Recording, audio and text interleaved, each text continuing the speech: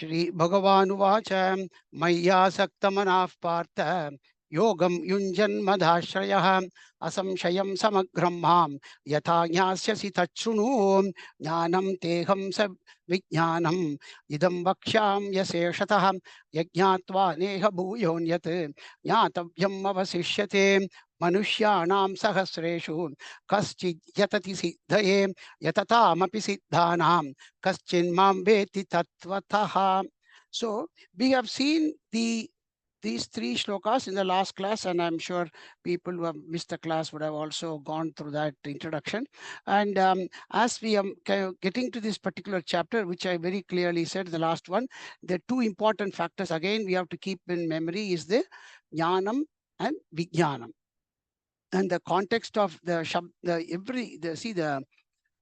pada, the padam means the words, the meanings, the meaning of them in context vary in different chapters, even within Gita or even sometime within a chapter.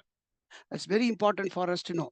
So in this chapter and in this context, what Bhagavan is trying to impart to Arjuna, to us through Arjuna, is jnanam and vijnanam together, and in the context of explaining the Ishvara Tattvam. And when he said vijnanam, which is, I said, Vishesha Jnanam. Jnanam is, here you can take it as a Samanya Jnanam, or the Jnanam which is normally can be perceived by us through the, we can conceptualize very easily by our sense organs, or through everything which is Paroksha Jnana, meaning to say it can be visualized and we can be objectified knowledge. Vijnanam is non-objectifiable, which is the real essence of knowledge, which is pervading through the whole knowledge, jnanam. So vijnanam is not separate from jnanam.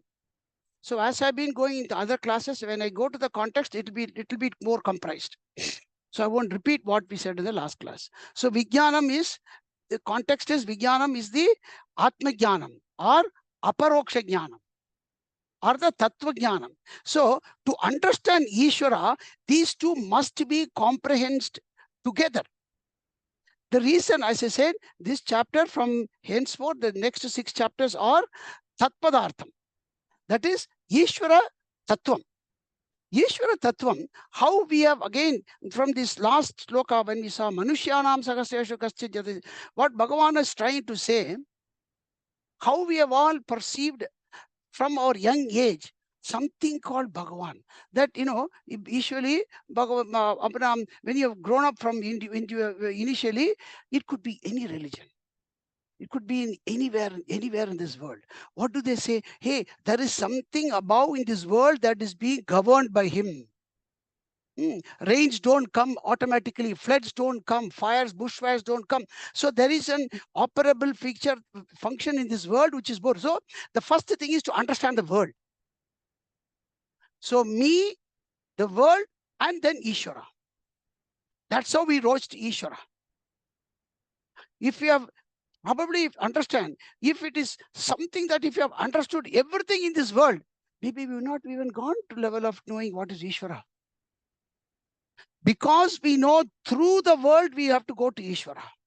And also through me. But even before going through me to understand myself, even from young childhood days, we have known that there is something in this world which is, I can see the new countries you visit. Wow, this is so big. I've never seen like this in my country or my.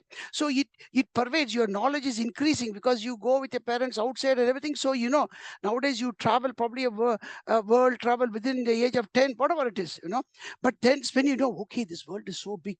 I've seen these many continents. Certainly there is something functioning more. And then we place Ishvara on top of the world, saying that, yes, there is a supernatural power.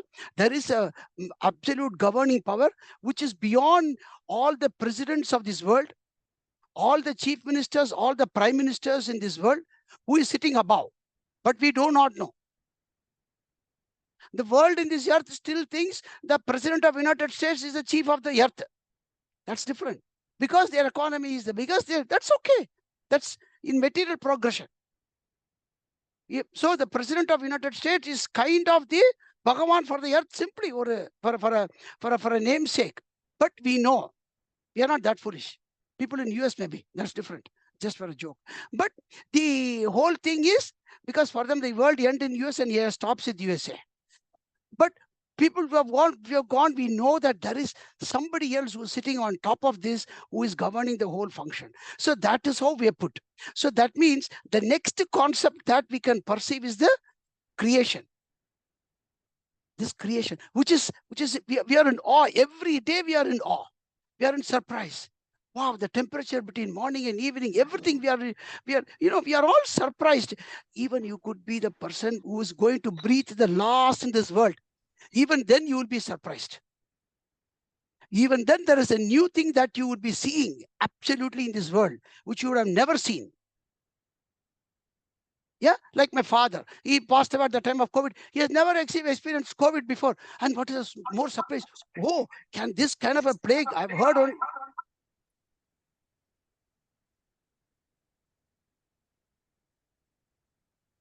Okay. So then somebody is, I have to mute. I don't know who it is.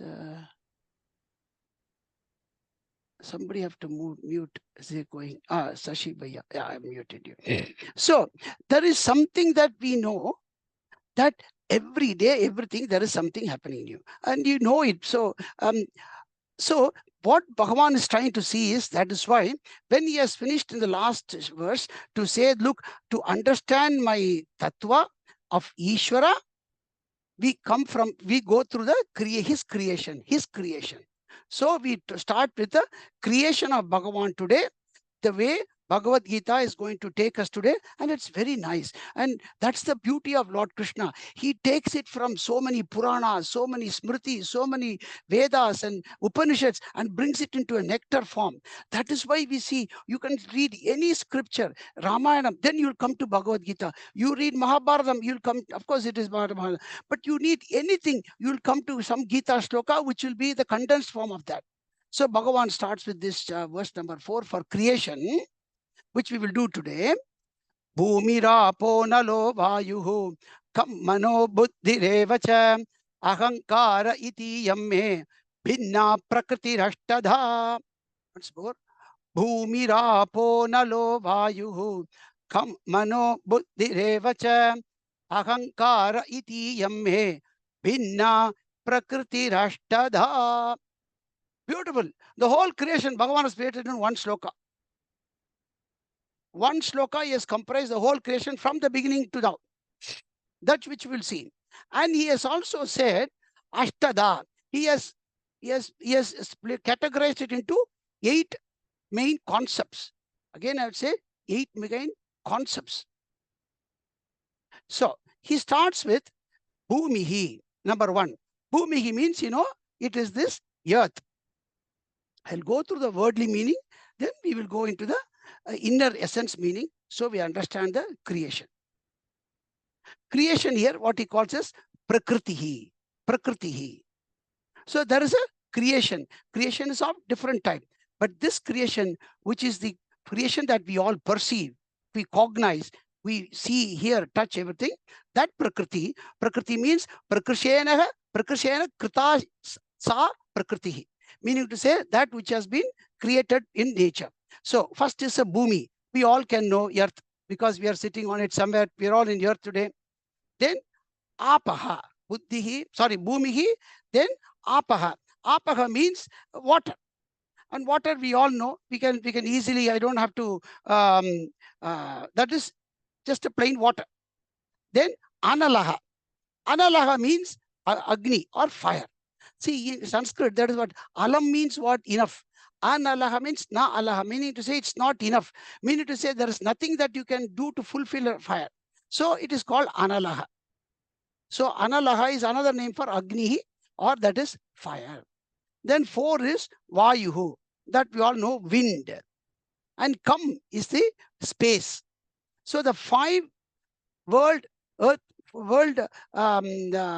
concepts of earth, which Bhagavan has said first in this 5 gross elements. And then Manaha. Manaha, he says, is mind, which is subtle.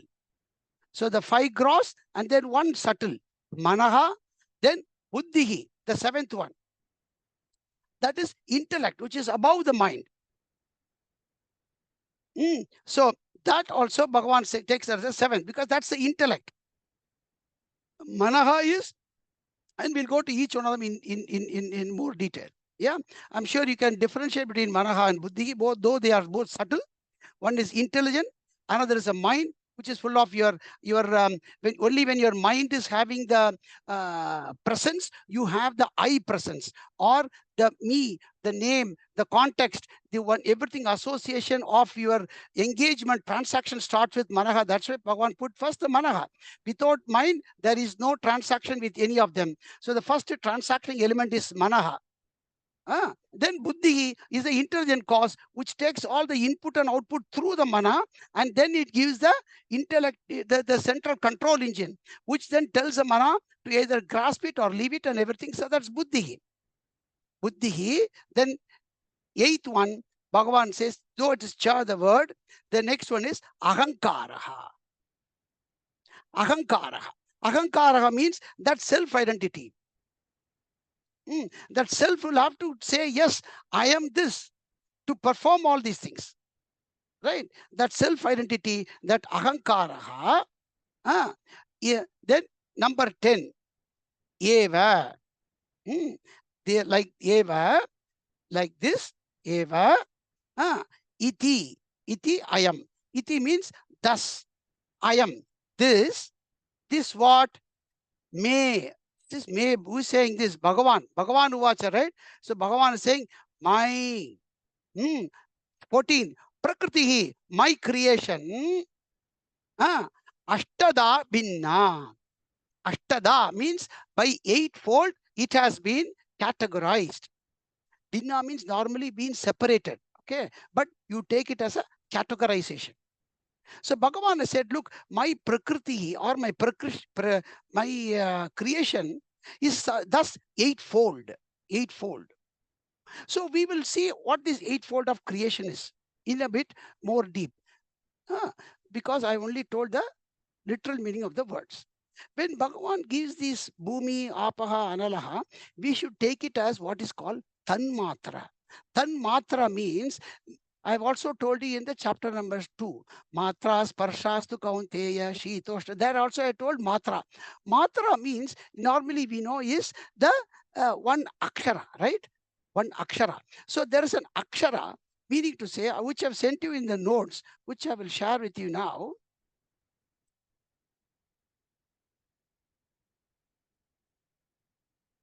So what this Akshara is, for every one of this Prithvi concept. So what we have to take here is, because there is a creation of earth, water, wind, fire, space, inside me, outside me. When you only take outside, then it is different, right? But your perception of all these fire, water, wind, space is also inside and outside. So we have got a portion of the Bhumi in you. There is a Bhumi inside you. There's water inside you, something like Prithvi.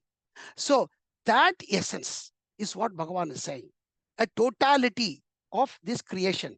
The essence of creation in totality. That is then represented by this Tanmatra. Tatmatra becomes Tanmatra. So you see now again Tat Padartham. Tat Padartham, Ishvara Padartham, jane ke liye, first we have to go from the ek Tanmatra. Tat Matra becomes Tan Matra. So first is Lam. Lam is for Prithvi. So Lam is for Prithvi, which is exhibiting in us as a smell. Bhagavan will come in this. That's why I'm giving him before itself an introduction. Bhagavan will come in this smell. How he is cutting to the smell. So if you are able to smell anything today, because it's of the Prithvi Tanmatra in us. The smell comes only from earth. Okay, we'll go to that next, how Bhagavan will give more. So Bhagavan will go very scientific in this chapter. The next one is the taste. That is, Vam is water. Vam. In fact, I don't know, people who have done some mantrobadesham or from any diksha of your God, we will always do at the end, we will do the, with our finger, one with matra, we do the puja. lam prathiva gandham karpayami, lam, ram agnat me deepam darshayami. We say all those things. Vam amritatmani, amrita nevedyam nevedyami. We even use the fingers for that. That's fine. I won't go too deeply into that. But know that the matra for water is vam. And the vam is what is that matra which is exhibiting in us and giving the for exhibiting in the form of taste. Then ram is the matra for fire, which is exhibiting in the form of color and your vision. Form.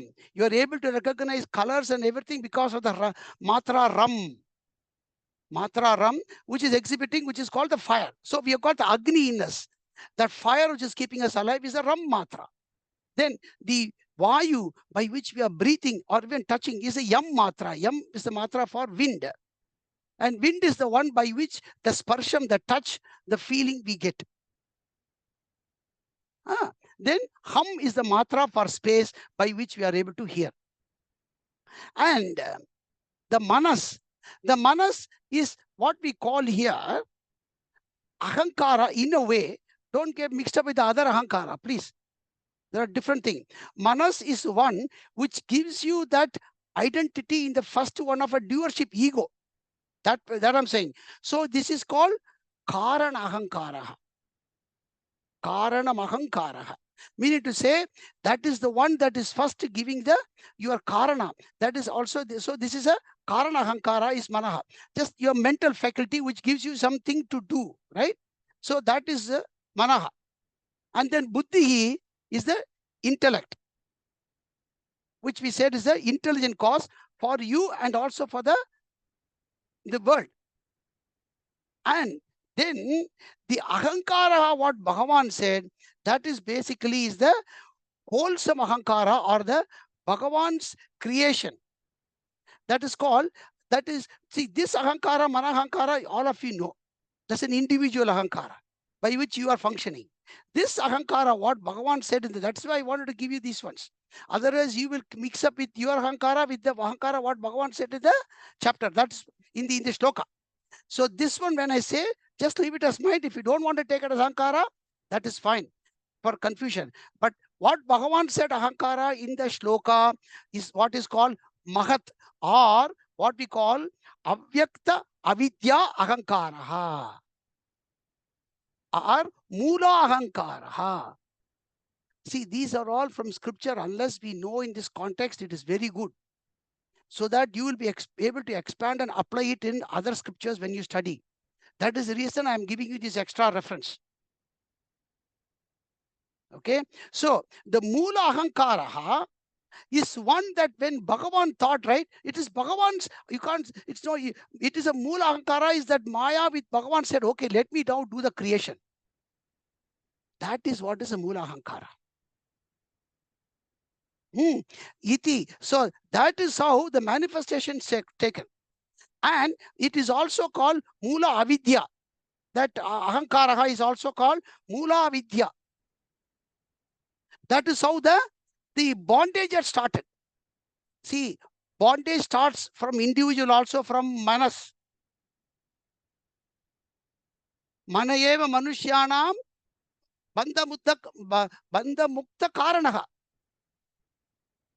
It is only when there is a mind that is present, there will be an attachment.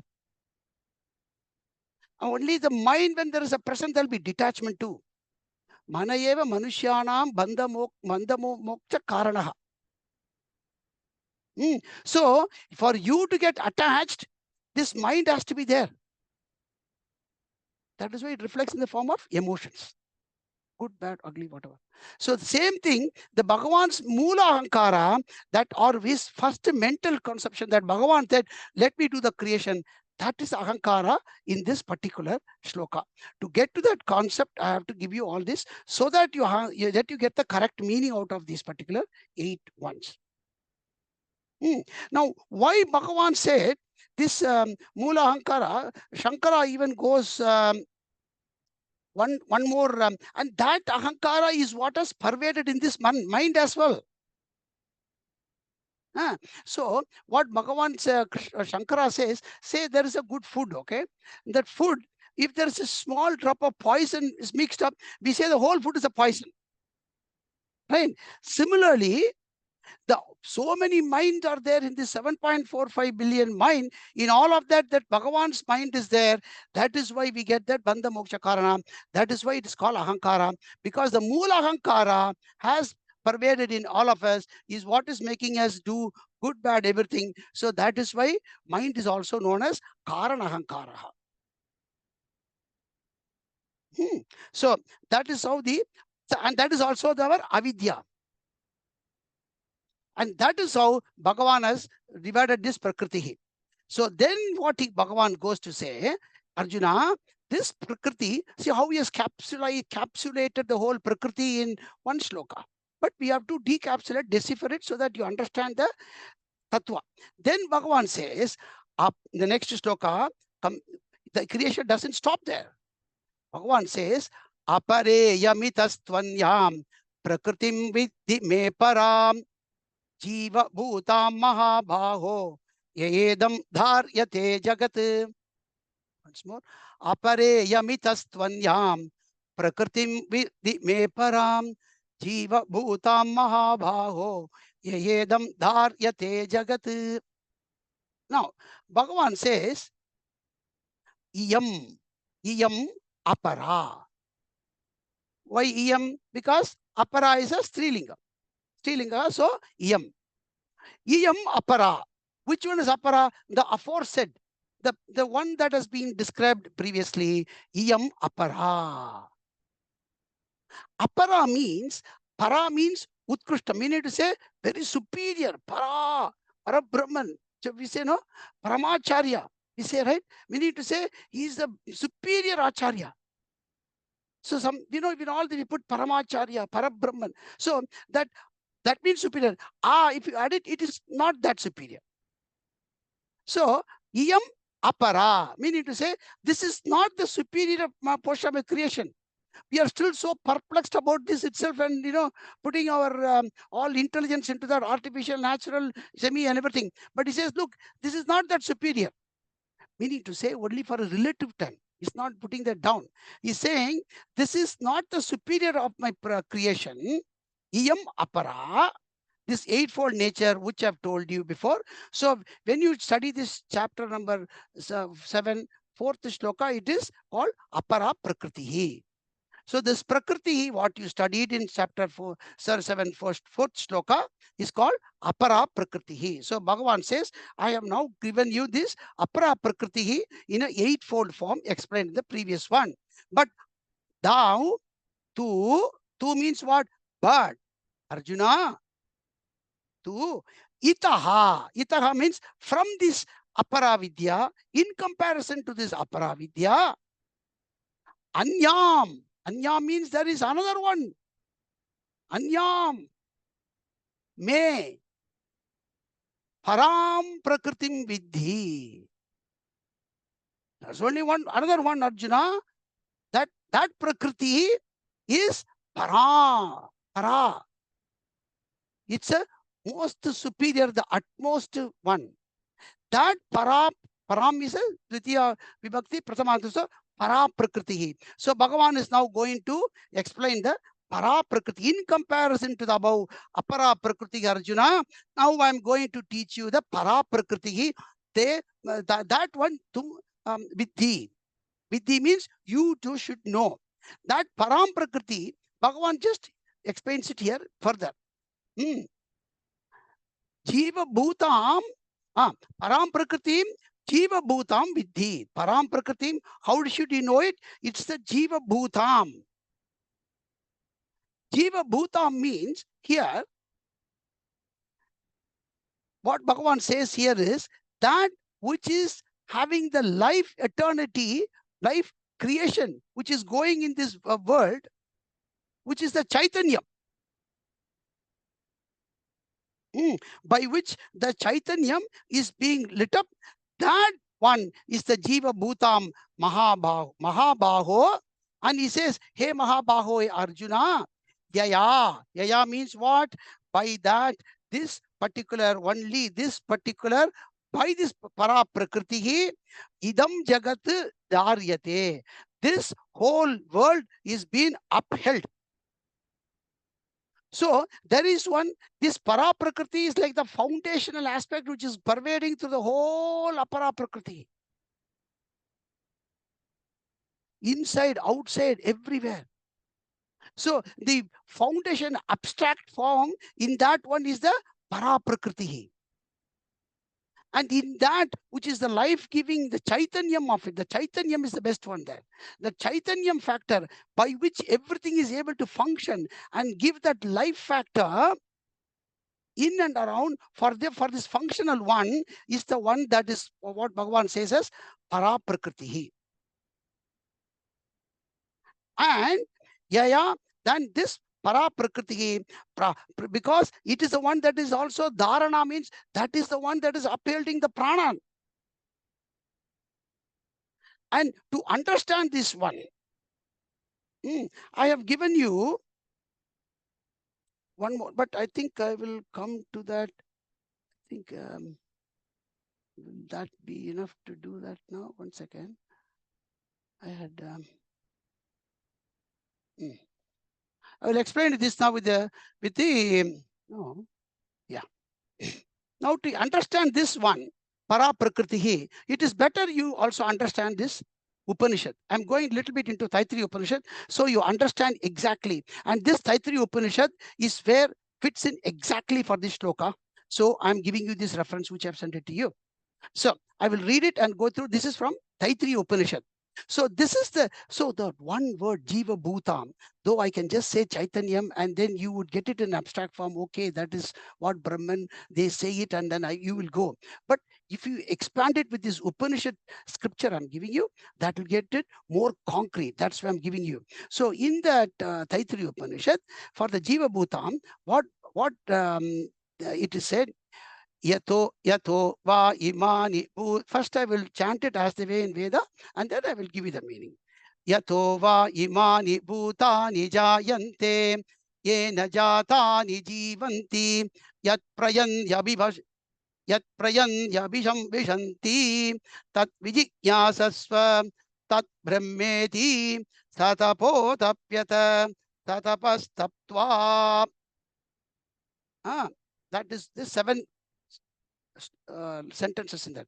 Satapastaptva, that much is enough. So what here it is said is yataha va imani bhutani jayante. Yataha means from what all these bhutani, that's what Jiva Bhutam. Imani means these whole beings in this world, jayante, that which is born out of. And that is yataha means from this para prakriti. From this yataha means here it is equal to the para prakriti. From that para prakriti is a Brahman. So from this para prakriti va imani bhutani jayante, then yena jatani jivanti. Only by that para prakriti, this whole jiva bhutam is able to live. There is some living sustenance in this life factor that is there, is only because of that para Brahman or that para prakriti. And then yat prayanti abhisambhishanti, meaning to say that towards which all of them move. They are in a constant motion into which they have to go and merge in that Brahman. We have all taken this Manusha Janma for what? To have that moksha. So that our true nature of Brahman is where we are traveling towards to. We are all that Brahman from where we are born, even though in this gross form. That Brahman is what is now keeping us going. And that Brahman that is sustenance in us is not just only for accruing this material and other objectification in this world, or to have more and more and more an expansive of kith and kin, but it is for that moksha. And that moksha is what? That to realize that I am that Brahman. That I am nothing but Brahman. That avidya, to remove the avidya, is what we are all doing. That's what yat prayantya visham vishanti. And that what he says, tat vijigyasasva. That is what we have to know. And that is what Bhagavan says, param vidhi, param prakriti vidhi. Tat vijigyasasva. That is why we are all jignasu. Jignasu, to know that Parabrahman through the Apara Prakriti. Through Apara Prakriti only we can know Para Prakriti. Never underestimate Apara Prakriti. Apara Prakriti is the instrument through which we can reach Para Prakriti. We can't go directly know to Para Prakriti. And then when it says Tat Brahma iti, Tat Brahmeti, that is what is the Brahman. And for that, this is the definition of Brahman. And for that, what he says, Satapo tapyata, Sataha, Sa tapaha, atapyata. That tapas, that austerity is what atapyata, Satapas taptva. That is to be our austerity. That is to be our tapaha. That is to be our tapas. And that is a very beautiful, very short form that Upanishad has given for this particular Paraprakriti, what Bhagavan has said. And coming back to the Gita. So once Bhagavan has said Dharyate, so now you understand in this how the Para Prakriti is a sustenance factor for Prakriti, Para Prakriti, and why Bhagavan made this as a Para Prakriti, and otherwise it will be very abstract for it to say, okay, Bhagavan said this is Para Prakriti, so it is Para Prakriti. Bhagavan said it has to be. But yes, that is right, Bhagavan said, but we have now understood conceptually why Bhagavan said this is Para Prakriti. And then Bhagavan gives more explanation. एतत् योनीनि भूतानि सर्वाणीत्युपधारय अहं कृत्स्नस्य जगतः प्रभवः प्रलयस्तथा. Once more, एतत् योनीनि भूतानि सर्वाणीत्युपधारय अहं कृत्स्नस्य जगतः प्रभवः प्रलयस्तथा. So Bhagavan is now going to explain little bit more how this is upheld. I have said, okay, now we understood one thing. Yes, Para Prakriti is the upholding factor of the Apara Prakriti. So absolutely that is why, because he also said Dharyate. Dharana means to uphold. So that is the sustenance, life sustenance factor. Okay, from that I understood one logic. But how it is the upholding? How this upholdment is happening? And so for something to uphold, there should be some cause and effect. Everything. So Bhagavan is now giving a causal analysis. Causal analysis means by the logic of cause and effect to establish the Ishvara Tattva. That Ishvara is the, because for everything to happen, there is some intelligent cause in between for the cause and between the cause and effect, by which this governance is happening. So that intelligent factor, once we understand through this particular subsequent shlokas, we will know the cause and effects relation, which is what is Bhagavan through for understanding the Bhagavan Tattva. So what Bhagavan says, Sarvani, number one, number two, Bhutani. Sarvani Bhutani Etat. So in this Sarvani Bhutani Etat, this Etat normally means it is singular. People who know this one, etat ete etani, right? Napumsakalinga. So etat ete etani, but what we must take here by Shankara Bhashyam, we should take it as ete. Very important. Without the Bhashyam, you won't know. Ete, why? Because there are Para Prakriti and Apara Prakriti. So when I say Sarvani Bhutani, which one will I take? Para Prakriti or Apara Prakriti? Both together. You have to take both of them, Para Prakriti and Apara Prakriti together. What Bhagavan says here is Sarvani Bhutani. That means that is important. That means they are not separate. That Brahman is what is there in all of them, right? It's pervaded everywhere. It's like Akasham. That's what he says. Sarvani Bhutani Etat. That is why I say it could be taken as Ete, but for the shloka it is fine. Ete, Sarvani, for all this being, world, both sentient and insentient. Etat, ete. And yoni, for the yonini, etat yonini. Yonini. Yoni means, you know, the bijam or the womb, the mother. Yonini. But Bhagavan, he says plural, yonini. Like the yoni is what? Nakarandam. Yoni. So yoni, yonini, yoni, yonini, yonini. So Bhagavan has gone plural here. So why Bhagavan says plural here? Because it is that same multiple mothers which is the womb in this world of creation. He is the mother of all the womb and creation. So he has made it as a multiple wombs here. Iti, that is what is the one, the iti. So he says iti, this one here, sarvani iti upadaraya. Upadaraya means avadaraya. Avadaraya means that is how you know. See, the daraya words is used in very many form in Sanskrit. When we say upadaraya means that is how you hold it in your brain, in your knowledge. Meaning to say that is how we should know. Avadaraya, upadaraya, both are same. That's why they call avadhanis. That's different. So upadaraya means this is how we should know. And for that he says, aham, that me, the Lord Vasudeva, Sri Krishna Paramatma, aham jagat, aham kritsnasya jagataha. For this whole world, kritsna means for this whole entirety of this whole world, from right from Chaturmukha Brahma to the last peck of grass. Kritsnasya jagataha, Shashti Bhakti, of this creation. This one, Prabhavaha. Prabhavaha means is the creator. Tata pralayaha. And I am also the destructor of the cause.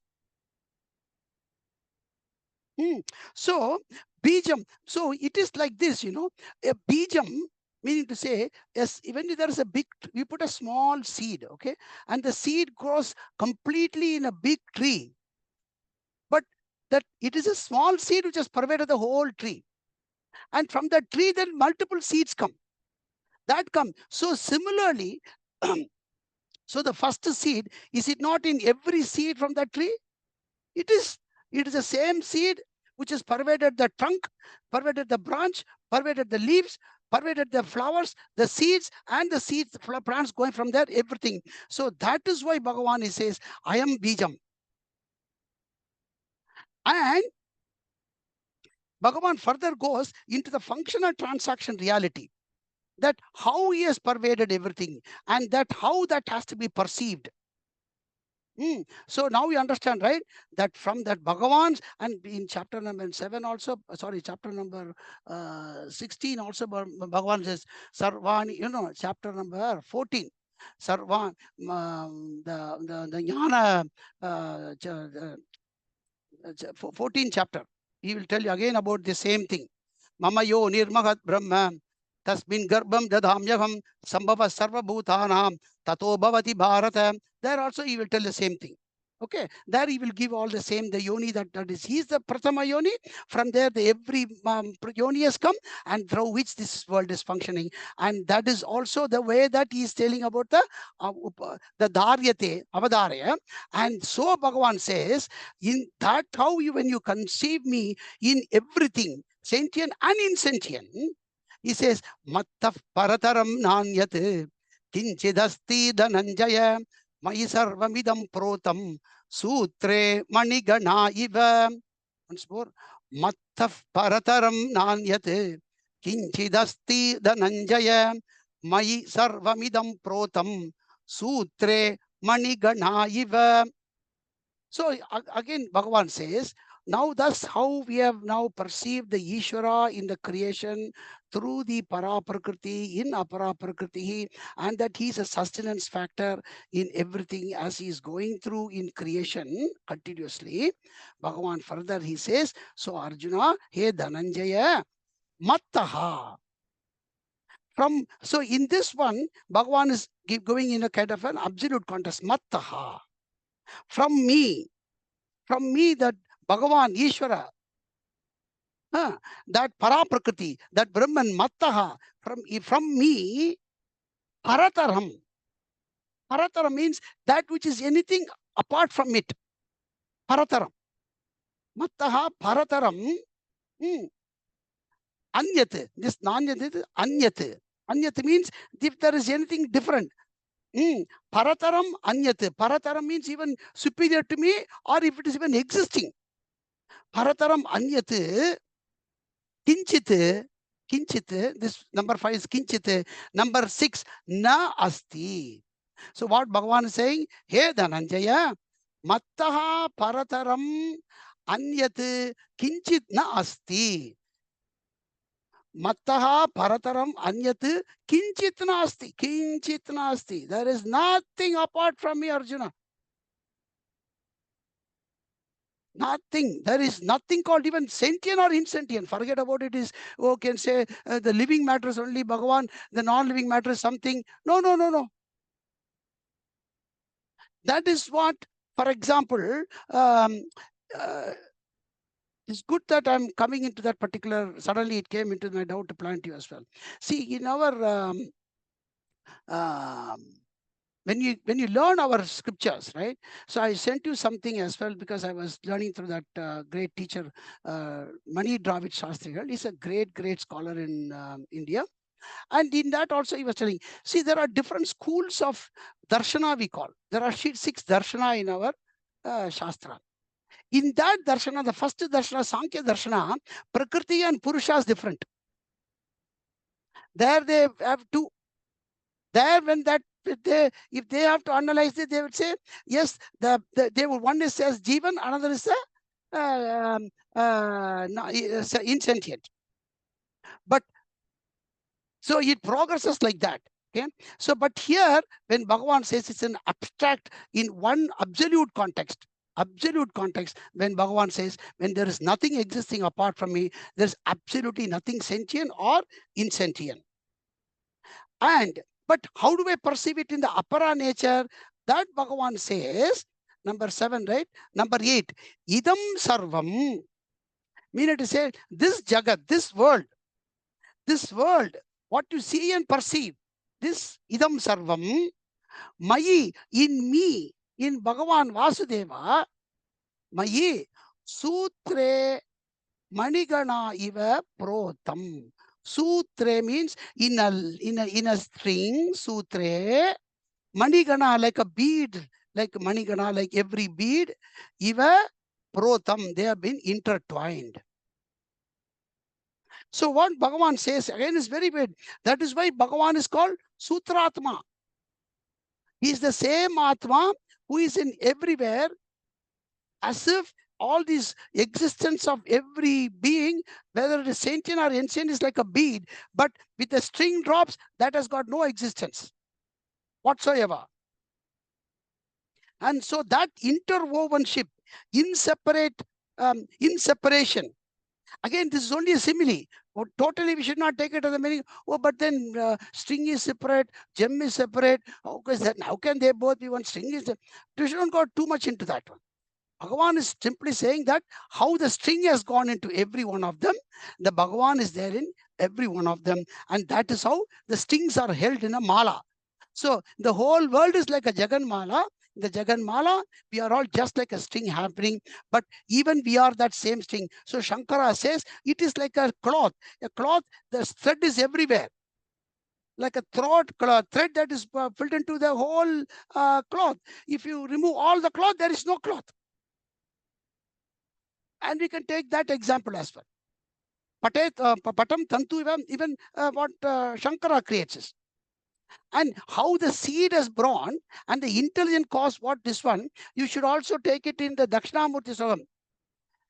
Bijasyantarivangkuro jagadidam prangnirbvikalpam punaha maya kalpita desha kala kalana vaichitriya chitri kritam maya viva vijrumbayat yasyapi maha yogi vayasvechaya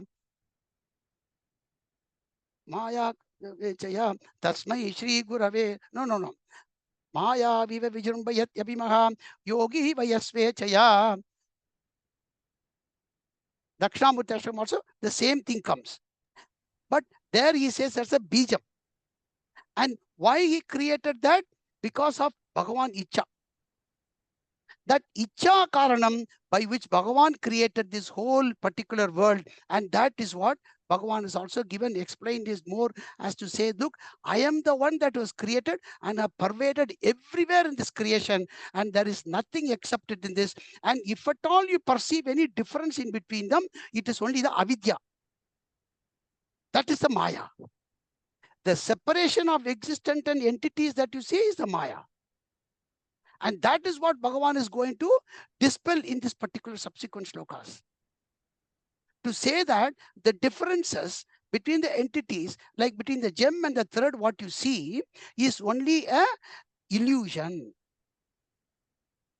There is only one Sutratma in everything, really. And for that explaining, Bhagavan goes further with the through Apara Prakriti example. So far, I hope there is no doubt. Because the second one, Sutratma, is the empirical statement Bhagavan is giving. And further to explain that empirical statement, because he gave an abstract statement here and then gave an empirical statement, he is further explaining through Apara Prakriti. That's where the Jnanam and Vijnanam also comes. Mind you, in every one of these examples, there is a Jnanam and Vijnanam. I didn't. The Apara Prakriti is what? Vijnanam. Sorry, Jnanam. Para Prakriti is Vijnanam. Very simple. Between this Apara Prakriti, Para Prakriti, when you disseminate everything in this chapter, think it as the Vijnanam is Brahman. Jnanam is Maya. Or Jnanam is something that which is perceivable, which is what I said, Paroksha Jnanam. And Vijnanam is the one that is Brahman, or that is non-objectifiable, or the subtler aspect of it. So Apara Prakriti is the Jnanam, Para Prakriti is Vijnanam. So the Vijnanam has pervaded through all the Jnanam again. So you can even take it like that. That's how we do the analytical study through this. And to do that, Bhagavan, for further he says, Rasohamapsu kaunteya prabhasmi sashi suryayo pranava sarva vedeshu shabdahke paurusham rushu. Now he is coming from a perceived knowledge that we get. Perception, that knowledge that we perceive through the Apara Prakriti. Hey Kaunteya, hey Arjuna, you know what? I give you one more example before even dispelling into everything that you perceive. Aham, that Vasudeva, Ishvara Tattvam, Apsu Rasaha. Apsu means in up. Okay, that up Shaptam, this Apsu is a Saptami Vibhakti. So Apsu means in water, I am Rasaha, Aham Rasaha, Aham Apsu Rasaha, Aham Rasaha, Aham Apsu Rasaha Asmi. So Bhagavan made one step. Aham, I am the taste in the water. Rasaha means what? Taste. Apsu means what? Water. I am the taste in the water. See, Bhagavan put a beautiful googly here. We have all studied in science and chemistry. Water is colorless, tasteless, odorless, tasteless. Ayyo, Bhagavan, you are saying you are the taste in this. Then you may think, what? We must see the subtlety in this one. The beautiful concept Bhagavan is giving. You know, the science has proven today, you have the most tasteful object what you have. Anything, the most tasteful object. It could be even a nature-born anything. If you completely devoid of the water in that substance, it loses all the taste. You make it 100% dry, remove all the water particles from that one, its taste become completely tasteless. So that means the taste giving factor in every food or everything that your tongue can taste is the taste giving factor is water, but water is tasteless. Similarly, everything in this world that I see as a form is for that the formless Bhagavan Brahman is the cause. If that formless Bhagavan is removed, this form is gone. There is no form without the formless. That formless without which this form doesn't exist, that we call as Para Prakriti or Ishvara. That's what Bhagavan says, Aham. I am like that water in every taste, which by nature does not have taste. So if you take me as the form where you want Arjuna, I am that form which is truly formless, without which no form can exist. You can put that as well like that. Sorry, I'll go once more slowly. Arjuna, I am Ishvara's true form. Ishvara says, Arjuna, I am the true form, but truly formless in every form. When that formless is removed, this form collapses. And I am that formless who sustains all the form in this world. Similarly, Bhagavan says, then 5. Shashi Surya Yoho. Shashi aa gaya idhar. So, Shashi, in that moon, and Surya, in the sun, Shashi Surya Yoho. In Shashi, that is in the moon, and not in means in because Saptami Vibhakti actually, Dvitiya Vachanam. Shashi Surya Yoho, in both sun and in the moon, Prabha Asmi. I'm just putting Asmi here again. Prabha. Prabha means what? I am the effulgent brightness. I am the effulgent brightness in both the sun and the moon. Similarly, apply everything. But if you really look at the Prabha, the true effulgence, it is nothing that you can truly perceive in your abstract eye or anything. You can only get that brightness through sun or the moon. Right? There is nothing in the world that you can say shining without the sun and the moon. I mean, even if you take that light, today you have to say even in that light or in fire and everything.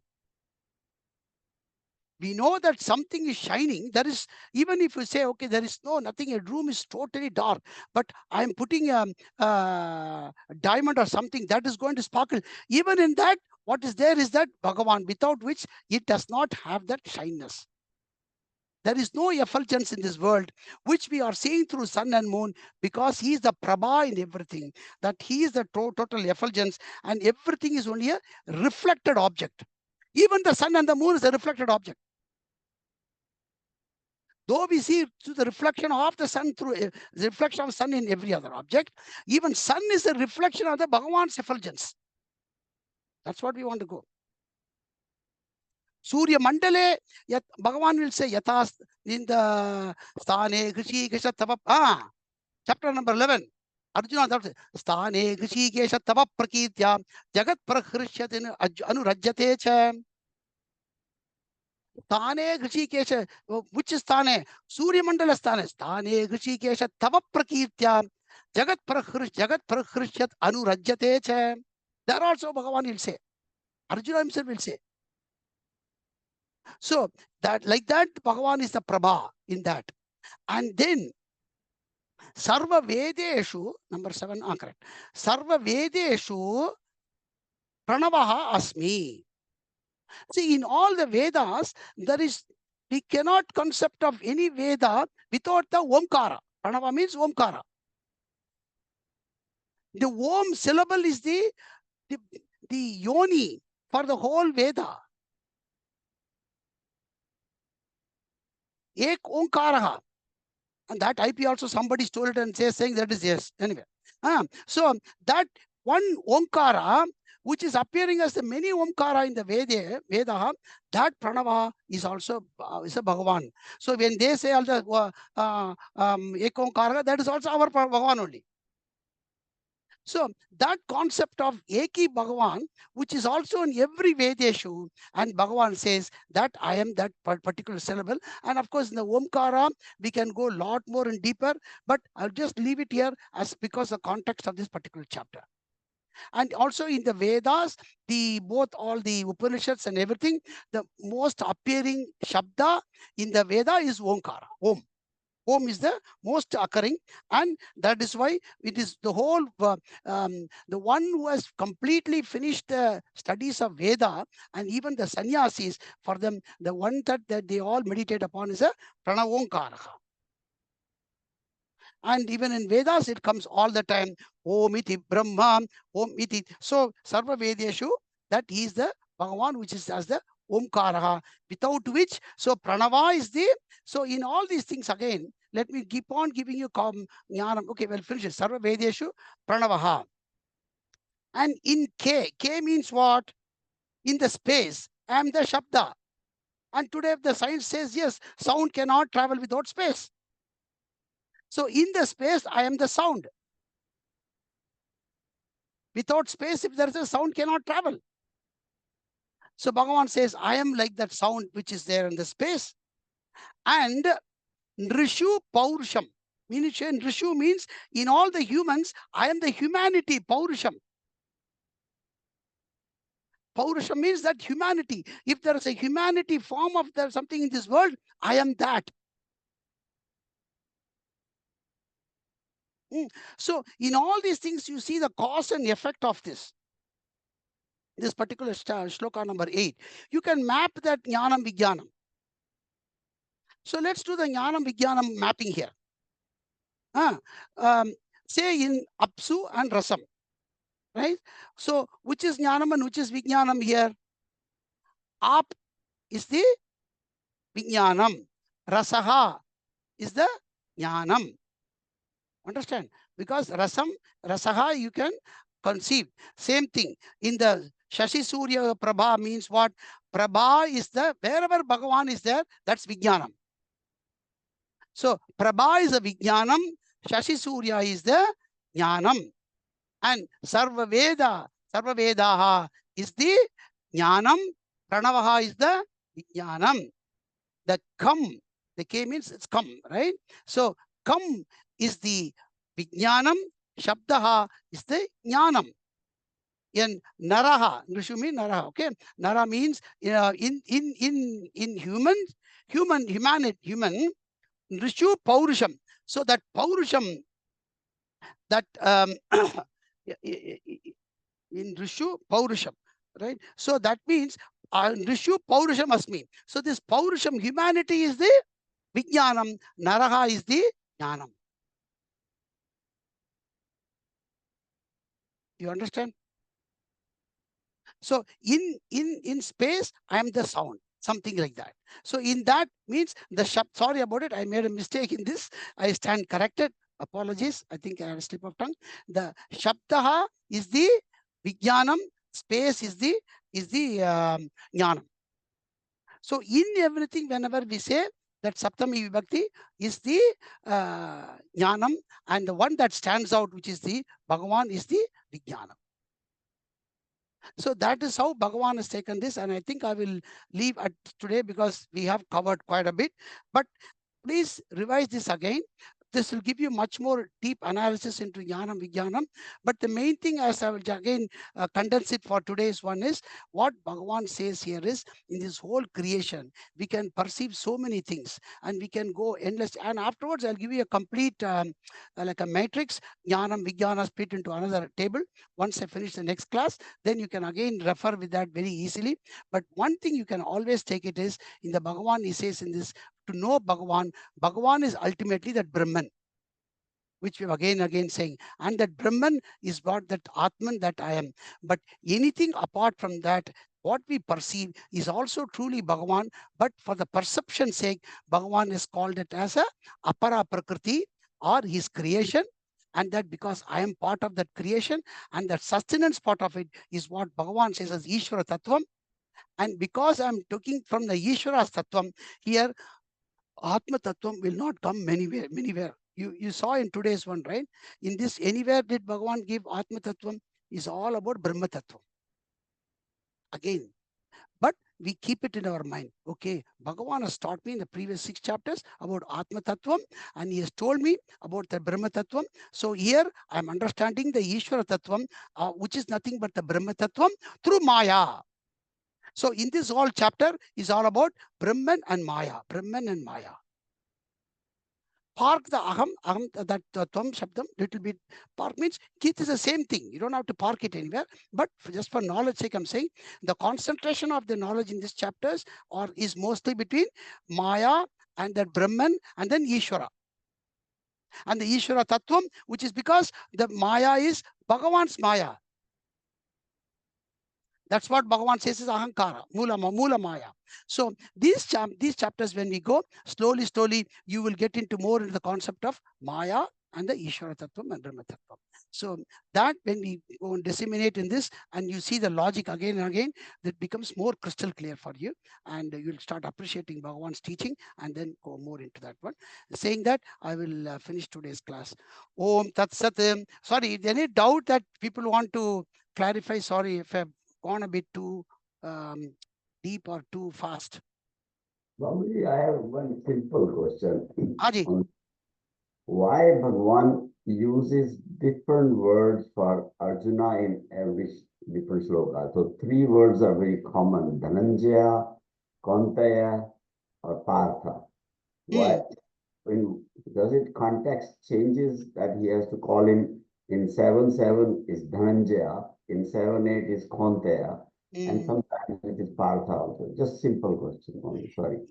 Yeah, the Bhashyakara also does not give too much importance to that.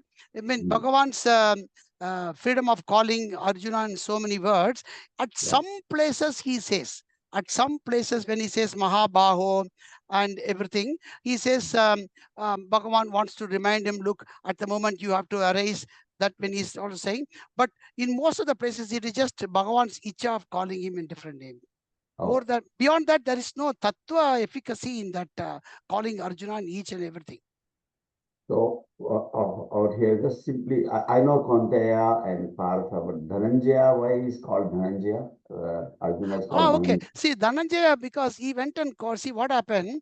You know that Pandavas, a story I can say.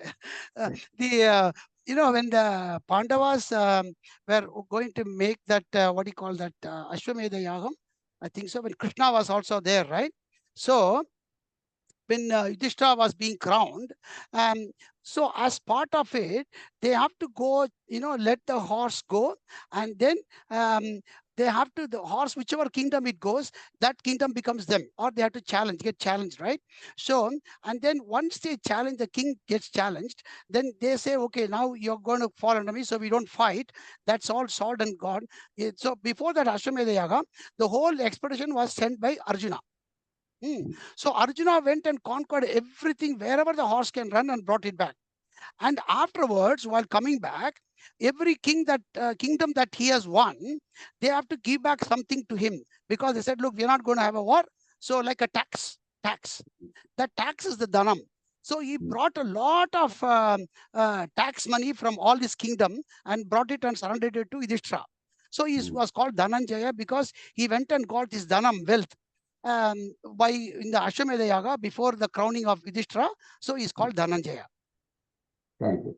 Yeah. No Sorry for, I was actually switching from my phone to the computer, and that's why double voice. अरे कोई बात नहीं जी, I was Shashi भैया, usually mute, but अरे that is भैया, technology. वो भगवान ने बोल दिया शशि सूर्य हो प्रभास में, और क्या है? I'm not that Shashi what here. हाँ, I कोई बात felt नहीं. like telling you, if somebody call himself Narendra, that doesn't become the Prime Minister of India. हाँ, ठीक है. Let us not be. Okay. My parents gave me good name. Thanks for that. Okay Thanks. Ji. Thanks. Devina Thank ji, you. Krishna KK ji, you got any doubt? I know Shekhar ji will is expert. Anybody else? Yatish, Devina ji, Sumati, Nalini, Ganesh, all you're okay so far? All good. Yeah. All Thank good, you. Babu. All good. Thank Okay. you. Thank you Okay. so much. Okay, it's just a new concept, but then we will go. I don't want to rush too much, but then you will understand the concept as we go. True.